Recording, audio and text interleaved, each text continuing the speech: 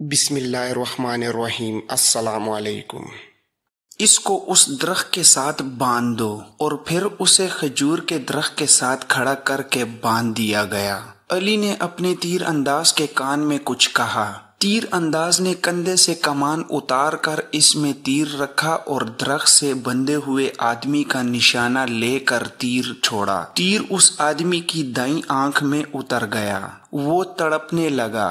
علی نے باقی 4 سے کہا، تم میں کتنے ہیں جو صلیب کی خاطر اس طرح تڑپ تڑپ کر جان دینے کو تیار ہیں؟ اس کی طرف دیکھو۔ انہوں نے دیکھا، وہ آدمی چیخ رہا تھا، تڑپ رہا تھا، اس کی آنکھ سے خون بری طرح بہہ رہا تھا۔ علی بن سفیان نے کہا، میں تم سے وعدہ کرتا ہوں کہ باعزت طریقے سے تم سب کو سمندر پار بھیج دوں گا۔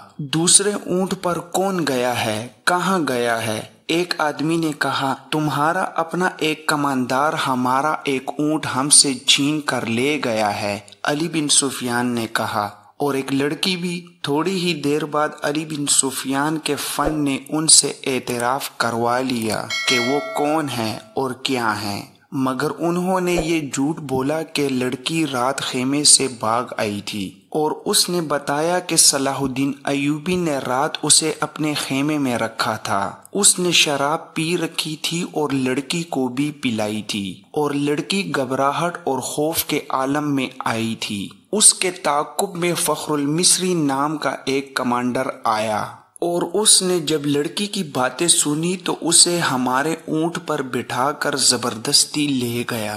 انہوں نے وہ تمام بہتان علی بن سفیان کو سنائے جو لڑکی نے سلطان ایوبی پر لگائے تھے۔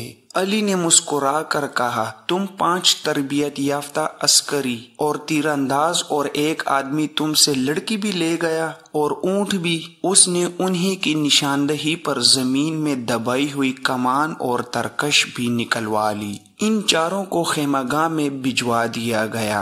5واں آدمی جو درخت کے تنے کے ساتھ بندھا ہوا تھا، تڑپ تڑپ کر مر چکا تھا۔ اونٹ کے پاؤں کے نشان صاف نظر آ رہے تھے۔ علی بن سفیان نے نہایت سرعت سے 10 سوار بلائے اور انہیں اپنی کمان میں لے کر اس طرف روانہ ہو گیا جدھر اونٹ گیا تھا، مگر اونٹ کی روانگی اور اس کے تعاقب میں علی بن سفیان کی روانگی میں 14-15 گھنٹوں کا فرق تھا۔ اونٹ تیز تھا اور اسے آرام کی بھی زیادہ ضرورت نہیں تھی۔ اونٹ پانی اور خوراک کے بغیر 6-7 دن تر و تازہ رہ سکتا ہے۔ اس کے مقابلے میں گھوڑوں کو راستے میں کئی بار آرام، پانی اور خوراک کی ضرورت تھی۔ ان عناصر نے تعاقب ناکام بنا دیا۔ اونٹ نے 14-15 گھنٹوں کا فرق پورا نہ ہونے دیا۔ فخر المصری نے تعاقب کے پیش نظر قیام بہت کم کیا تھا۔ علی بن سفیان کو راستے میں صرف ایک چیز ملی، یہ ایک تھیلا تھا۔ اس نے رک کر تھیلا اٹھایا، کھول کر دیکھا، اس میں کھانے پینے کی چیزیں تھیں۔ اسی تھیلے میں ایک اور تھیلا تھا، اس میں بھی وہی چیزیں تھیں۔ علی بن سفیان کے سونگھنے کی تیز حس نے اسے بتا دیا کہ ان اشیاء میں حشیش ملی ہوئی ہے۔ راستے میں اسے 2 جگہ ایسے آثار ملے تھے جن سے پتہ چلتا تھا کہ یہاں اونٹ رکا ہے اور سوار یہاں بیٹھے ہیں۔ کھجوروں کی گٹھلیاں، پھلوں کے بیج اور چھلکے بھی بکھرے ہوئے تھے۔ تھیلے نے اسے شک میں ڈال دیا۔ اس کے ذہن میں یہ شک نہ آیا کہ فخر المصری کو حشیش کے نشے میں لڑکی اپنے محافظ کے طور پر ساتھ لے جا رہی ہے۔ تاہم اس نے تھیلا اپنے پاس رکھا، مگر تھیلے کی تلاشی اور قیام نے وقت ضائع کر دیا تھا۔ فخر المصری اور موبی منزل پر نہ بھی پہنچتے اور راستے میں پکڑے بھی جاتے تو کوئی فرق نہ پڑتا۔ سوڈانی لشکر میں ناجی، ادریش اور ان کے ساتھی جو زہر پلا چکے تھے وہ اثر کر گیا تھا۔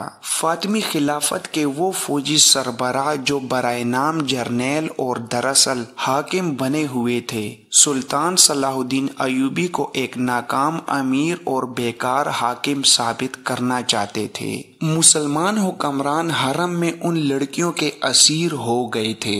حکومت کا کاروبار خود ساختہ افسر چلا رہے تھے، منمانی اور عیش و عشرت کر رہے تھے۔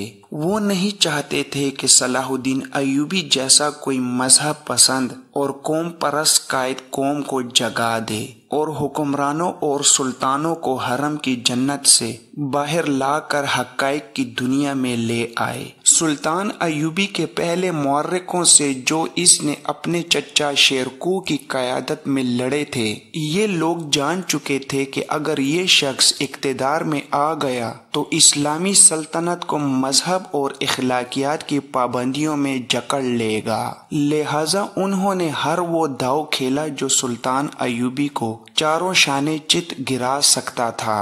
انہوں نے درپردہ صلیبیوں سے تعاون کیا اور ان کے جاسوسوں اور تخریب کاروں کے لیے زمین ہموار کی اور اس کے راستے میں چٹانیں کھڑی کیں۔ اگر نور الدین زنگی نہ ہوتا تو آج نہ صلاح الدین ایوبی کا تاریخ میں نام ہوتا، نہ آج نقشے پر اتنے زیادہ اسلامی ممالک نظر آتے۔ نور الدین زنگی نے ذرا سے اشارے پر بھی سلطان ایوبی کو کمک اور مدد بھیجی۔ صلیبیوں نے مصری فوج کے سوڈانیوں کے بلاوے پر بحیرہ روم سے حملہ کیا تو نور الدین زنگی نے اطلاع ملتے ہی خشکی پر صلیبیوں کی ایک مملکت پر حملہ کر کے ان کے اس لشکر کو مفلوج کر دیا جو مصر پر حملہ کرنے کے لیے جا رہا تھا۔ یہ تو سلطان ایوبی کا نظام جاسوسی ایسا تھا کہ اس نے صلیبیوں کا بیڑا غرق کر دیا۔ اب علی بن سفیان نے زنگی کی طرف برق رفتار قاصد یہ خبر دینے کے لیے دوڑا دیے تھے کہ سوڈانیوں کی بغاوت کا خطرہ ہے اور ہماری فوج کم بھی ہے، 2 حصوں میں بڑھ بھی گئی ہے۔ قاصد پہنچ گئے تھے اور نور الدین زنگی نے خاصی فوج کو مصر کی طرف کوچ کا حکم دے دیا تھا۔ بعض مورخین نے اس فوج کی تعداد 2000 سوار اور پیادہ لکھی ہے اور کچھ اس سے زیادہ بتاتے ہیں۔ بہرحال زنگی نے اپنی مشکلات اور ضروریات کی پرواہ نہ کرتے ہوئے سلطان ایوبی کی مشکلات اور ضروریات کو اہمیت اور اولیت دی، مگر اس کی فوج کو پہنچنے کے لیے بہت دن درکار تھے۔ مسلمان نام نہاد فوجی اور دیگر سرکردہ شخصیتوں نے دیکھا کہ مصر میں سلطان ایوبی کے خلاف بے اطمینانی اور بغاوت پھوٹ رہی ہے تو انہوں نے اسے ہوا دی، درپردہ سوڈانیوں کو اکسایا اور اپنے مخبروں کے ذریعے یہ بھی معلوم کر لیا کہ سوڈانیوں کے سالاروں کو مروا کر خفیہ طریقے سے دفن کر دیا گیا ہے۔ سوڈانی لشکر کے کم رتبے والے کماندار سالار بن گئے اور صلاح الدین ایوبی کی اس قلیل فوج پر حملہ کرنے کے منصوبے بنانے لگے جو مصر میں مقیم تھی۔ وہ سلطان ایوبی کی آدھی فوج اور سلطان کی دارالحکومت سے غیر حاضری سے فائدہ اٹھانا چاہتے تھے۔ منصوبہ ایسا تھا کہ جس کے تحت 50,000 سوڈانی فوجی سیاہ گٹا کی طرح مصر کے آسمان سے اسلام کے چاند کو روپوش کرنے والی تھی۔ علی بن سفیان قاہرہ پہنچ گیا۔ وہ جن کے تعاقب میں گیا تھا ان کا اس سے آگے کوئی سراغ نہیں مل رہا تھا۔ اس نے اپنے ان جاسوسوں کو بلایا جو اس نے سوڈانی ہیڈ کوارٹر اور فوج میں چھوڑ رکھے تھے۔ ان میں سے ایک نے بتایا کہ گزشتہ رات ایک اونٹ آیا تھا۔ اندھیرے میں جو کچھ نظر آ سکا وہ 2 سوار تھے، ایک عورت اور ایک مرد۔ جاسوس نے یہ بھی بتایا کہ وہ کون سی عمارت میں داخل ہوئے تھے۔ علی بن سفیان کو یہ اختیار حاصل تھا کہ وہ وہاں چھاپا مارتا۔ سوڈانی فوج سلطنت اسلامیہ کی فوج تھی، کوئی آزاد فوج نہیں تھی، مگر علی نے اس خدشے کے پیش نظر چھاپا نہ مارا کہ یہ جلتی پر تیل کا کام کرے گا۔ اس کا مقصد صرف یہ نہیں تھا کہ موبی اور فخر المصری کو گرفتار کرنا ہے، بلکہ اصل مقصد یہ تھا کہ سوڈانی قیادت کے عزائم اور آئندہ منصوبے معلوم کیے جائیں تاکہ پیش بندی کی جا سکے۔ اس نے اپنے جاسوسوں کو نئی ہدایات جاری کی۔ جاسوسوں میں غیر مسلم لڑکیاں بھی تھیں جو عیسائی یا یہودی نہیں تھیں۔ یہ کعبہ خانوں کی بڑی ذہین اور تیز ترار لڑکیاں تھیں، مگر علی بن سفیان نے ان پر کبھی 100% بھروسہ نہیں کیا تھا کیونکہ وہ دوغلا کھیل بھی کھیل سکتی تھیں۔ ان لڑکیوں سے بھی اس لڑکی موبی کا سراغ نہ مل سکا جس کے تعاقب میں علی آیا تھا۔ 4 روز علی بن سفیان دارالحکومت سے باہر مارا مارا پھرتا رہا۔ اس کا دائرہ کار سوڈانی فوجی قیادت کے ارد گرد کا علاقہ تھا۔ 5ویں رات وہ باہر کھلے آسمان تلے بیٹھا اپنے 2 جاسوسوں سے رپورٹ لے رہا تھا۔ اس کے تمام آدمیوں کو معلوم ہوتا تھا کہ کس وقت وہ کہاں ہوتا ہے۔ اس کے گروہ کا ایک آدمی ایک دوسرے آدمی کو ساتھ لیے اس کے پاس آیا اور کہا، یہ اپنا نام فخر المصری بتاتا ہے، جاڑیوں میں ڈگمگاتا گرتا اور اٹھتا تھا۔ میں نے اس سے بات کی تو کہنے لگا کہ مجھے میری فوج تک پہنچا دو، اس سے اچھی طرح بولا بھی نہیں جاتا۔ اس دوران فخر المصری بیٹھ گیا تھا۔ علی بن سفیان نے اس سے پوچھا، تم وہی کماندار ہو جو محاذ سے ایک لڑکی کے ساتھ بھاگے ہو؟ میں سلطان کی فوج کا بگوڑا ہوں۔ فخر نے ہکلاتی لڑکھڑاتی زبان میں کہا، سزائے موت کا حقدار ہوں، لیکن میری پوری بات سن لیں ورنہ تم سب کو سزائے موت ملے گی۔ علی بن سفیان اس کے لب و لہجے سے سمجھ گیا کہ یہ شخص نشے میں ہے یا نشے کی طلب نے اس کا یہ حال کر رکھا ہے۔ وہ اسے اپنے دفتر میں لے گیا اور اسے وہ تھیلا دکھایا جو اسے راستے میں پڑا ملا تھا اور پوچھا، یہ تھیلا تمہارا ہے اور تم اس سے یہ چیزیں کھاتے رہے ہو؟ فخر المصری نے جواب دیا، ہاں، وہ مجھے اسی سے کھلاتی تھی۔ اس کے سامنے وہ تھیلا بھی پڑا تھا جو تھیلے کے اندر سے نکلا تھا۔ علی نے اس میں سے چیزیں نکال کر سامنے رکھ لی تھی۔ فخر نے یہ چیزیں دیکھی تو جھپٹ کر مٹھائی کی قسم کا ایک ٹکڑا اٹھا لیا۔ علی نے جھپٹ کر اس کے ہاتھ پر اپنا ہاتھ رکھ دیا۔